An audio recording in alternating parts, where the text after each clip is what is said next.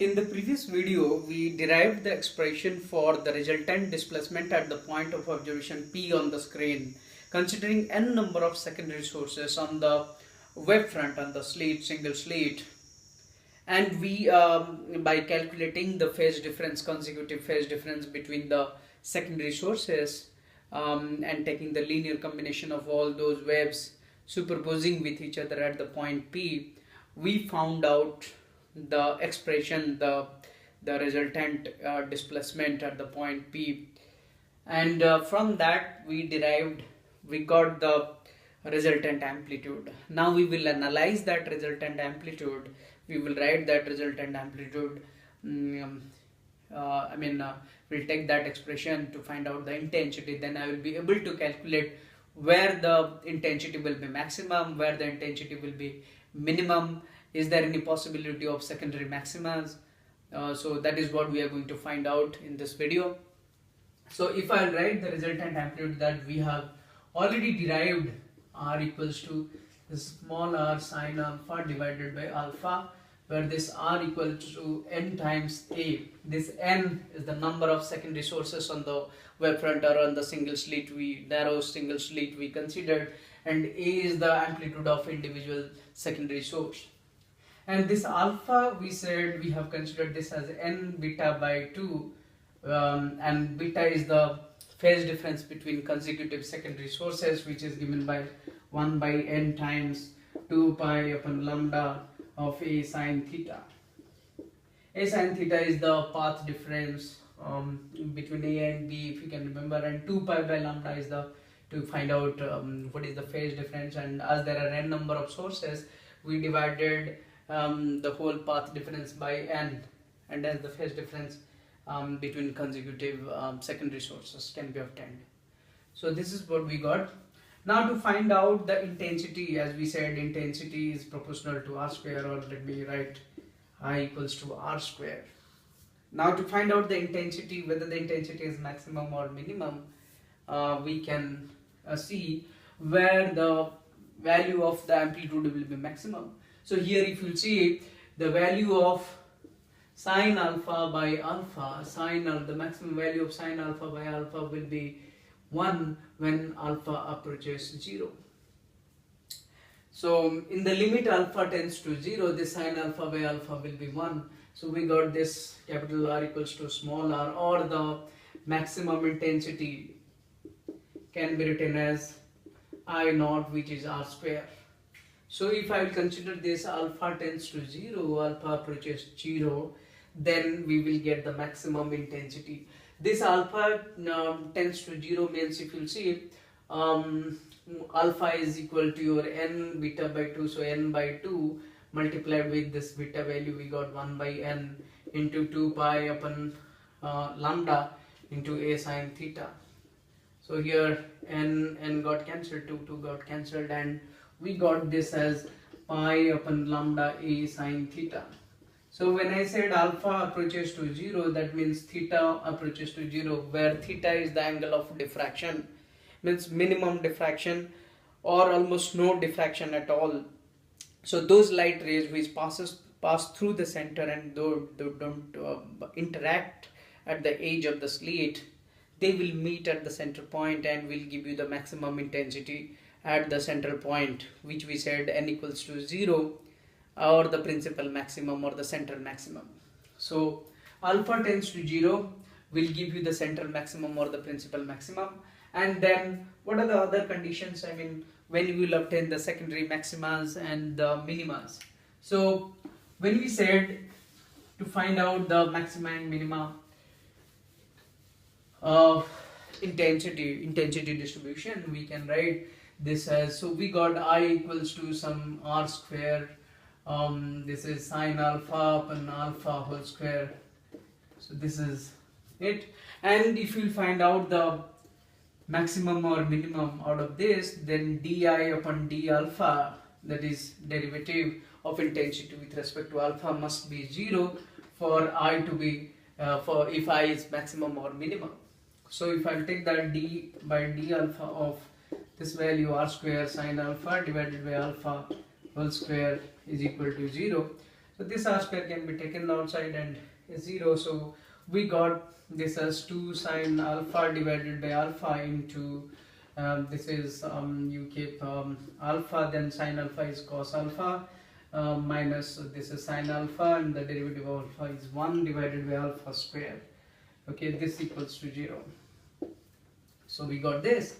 So from this we can write sine alpha by alpha is 0, or you can write this alpha cos alpha is equal to sine alpha, and hence we can write, okay, alpha cos alpha is equal to sine alpha, alpha cos alpha minus sine alpha is 0, alpha cos alpha is equal to sine alpha, so alpha is equal to here tan alpha.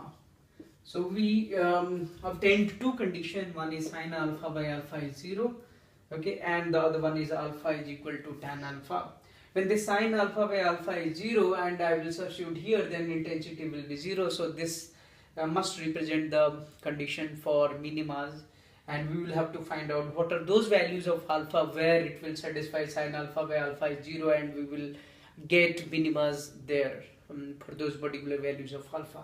And here alpha is equal to tan alpha. For these values of alpha I will calculate what will be the intensity, and we will get non-zero intensity for those values of alpha, which will give us the condition for secondary maxima. Okay, so let us now find out the minimum, the conditions for minima. The conditions for minima, so we said sine alpha divided by alpha is 0. First one we have already taken, that is when alpha approaches 0, sine alpha by alpha is 1. That gives us the condition for principal maximum or the central maximum. And here if I'll say this, if I'll take this, then I can say sine alpha is 0, but alpha is non-zero, not 0. So it will satisfy the sine alpha by alpha is 0. So I can write alpha then can be written as n pi, where n cannot be taken as 0, already taken for principal maximum condition, and this is 1, 2, 3, whatever value you take. So alpha is n pi, pi, 2 pi, 3 pi. For all these values you will get the minima. For those values of alpha you will get the minima or the minimum intensity for those values of alpha. And the other one we said, that is alpha is equal to tan alpha. Alpha is tan alpha. So the other condition where we will get non-zero intensities, alpha is equal to tan alpha. I can solve this graphically using graphical method. So if I will take this y is equal to alpha and y is equal to tan alpha, alpha and tan alpha, draw the graph for y is equal to alpha, a straight line like this, and y is equal to tan alpha, y equals to tan alpha like this, tan alpha, sorry, okay, like this. So here this is 0, and again at pi, 2 pi and 3 pi you can plot this y equals to alpha and tan alpha. So pi also here the same way you can draw this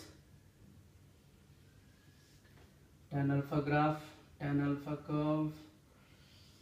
So here the same, okay, the same here. Okay, so I draw y equals to alpha line and y equals to tan alpha curve at 0, pi, 2 pi, 3 pi. So we obtained the points of intersections here. So these are the points of intersections. These are the points which will satisfy this alpha is equal to tan alpha. So those values of alpha, if I will consider, then it will satisfy alpha equals to tan alpha.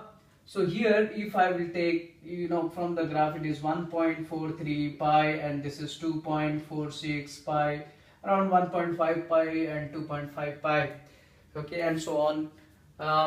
If I will consider this value, any value here, then we got I equals to r square sine alpha divided by alpha square. So here this r square is the maximum intensity we can take, I naught. For the first order secondary maxima, if I will take, this is sine 1.43 pi divided by 1.43 pi whole square. This gives us around 0.0496 times I naught, or you can write 4.96% of I naught. Similarly, if you take the second order secondary maximum, you got this is I naught and this is sine 2.46 pi divided by 2.46 pi square. This gives us around 0.0168 times I naught, which is 1.68 percentage of I naught. And if you find the third order, then it gives you around 0.83% of I naught, which is very small.